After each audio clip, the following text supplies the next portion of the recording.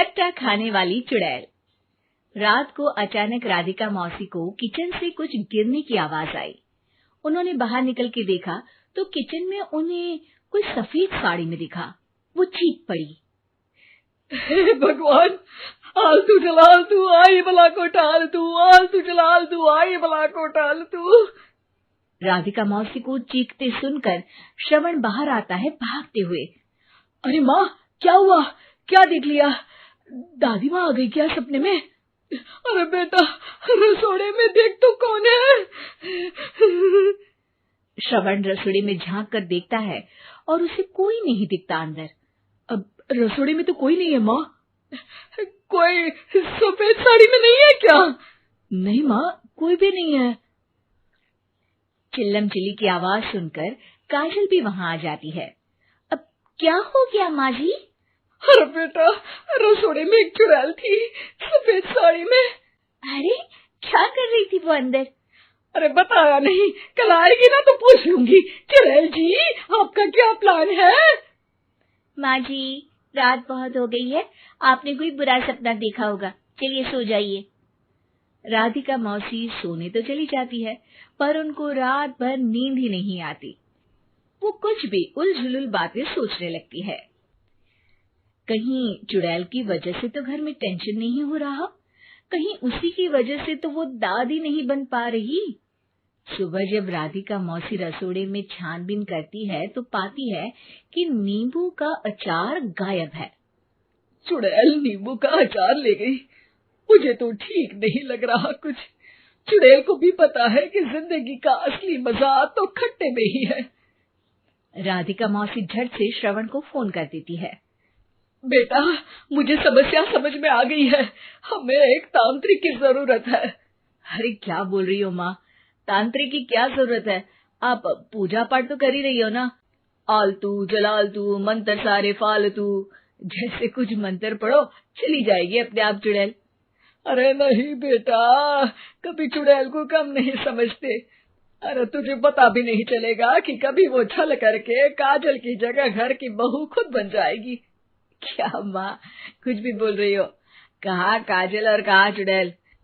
वैसे एक बात बताओ, काजल को अगर गाने के लिए बोल देना तो चुड़ैल काजल की आवाज सुनकर घर तो क्या, धरती लोग छोड़कर चली जाएगी।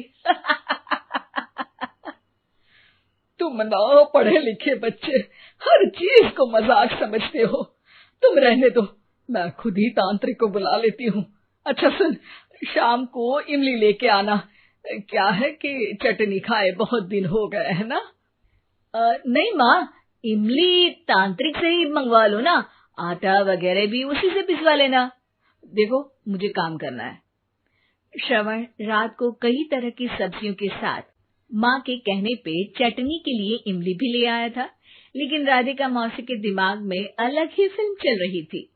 उन्हें अब सिर्फ शक ही नहीं यकीन होने लगा था कि शायद चुड़ैल ने श्रवण पर अपना जाल बिछा दिया था, जिस वजह से श्रवण उनकी बात ही नहीं मान रहा था।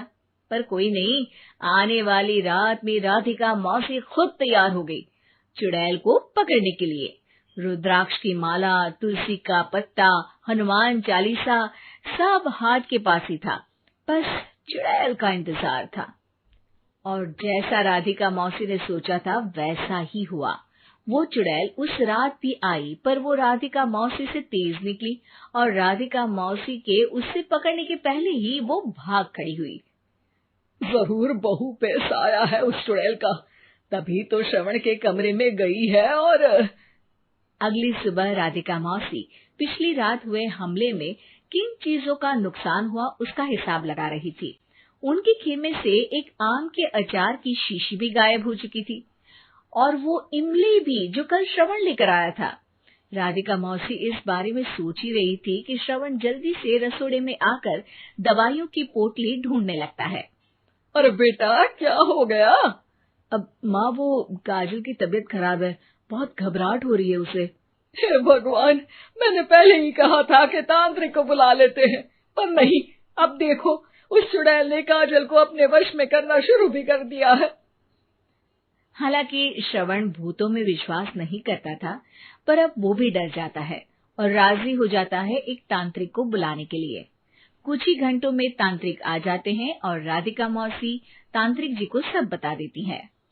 घोर संकट, घनघोर संकट, चुड़ैल को मारू जोर चाकट, ओम भट स्वाहा खटखा के आहा। अरे ये क्या मंत्र है? मेरे खुद के ओरिजिनल मंत्र है, कल रात को ही लिखे हैं, अच्छे लगे तो दाद चाहूंगा। एक और मंत्र सुनो। अर्ज किया है आब्राकडाब्रा, दिल्ली बम्बई आगरा, चंदा मामा सोबरले सुरन मामू जारा।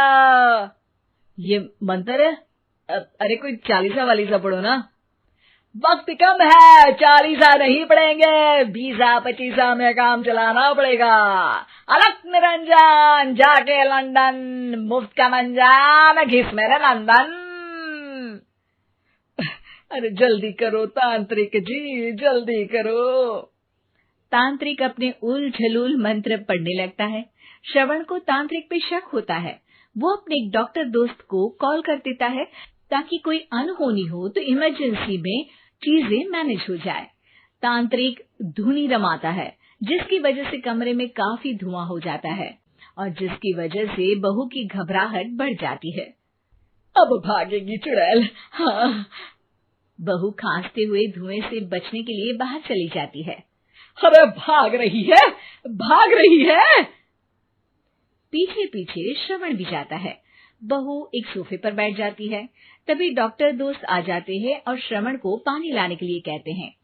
थोड़े चेकअप के बाद डॉक्टर कहते हैं, मेरे हिसाब से जाप का काम पूरा हो गया है। क्या मतलब? अरे कुछ भी नहीं माँ, कोई चुड़ैल नहीं है, खुशखबरी है, अब दादी बनने वाली है। मगर वो सब अचार के डब्बे।